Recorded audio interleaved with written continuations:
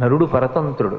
చేసినటువంటి పాపాన్ని పుణ్యాన్ని దృష్టిలో పెట్టుకుని పరమేశ్వరుడు చేసిన పాపకర్మకి దుఃఖాన్ని, పుణ్యకర్మకి సుఖాన్ని ఫలితంగా ఇస్తూ ఉంటాడు. కర్మత జడం అంటారు భగవాన్ రమణులు. కర్మ కాదు ఫలితాన్ని ఇచ్చేది, కర్మ యొక్క ఫలితాన్ని పరమేశ్వరుడు ఇస్తాడు. అదే పరమేశ్వరుడు కర్మ ఫలితాన్ని తగ్గించేయగలడు, కర్మ ఫలితాన్ని పూర్తిగా తోసిరాజనగలడు. అందుకే ఆయన ఈశ్వరుడు అయ్యాడు. అటువంటి భగవంతుడు అందరికీ తండ్రి, సమస్త ప్రాణులకు తండ్రి. అందుకే మీరు జాగ్రత్తగా గమనిస్తే భూతప్రేత పిశాచములు కూడా ఎవరి చుట్టూ ఉంటాయి అంటే శంకరుడి చుట్టూనే ఉంటాయి.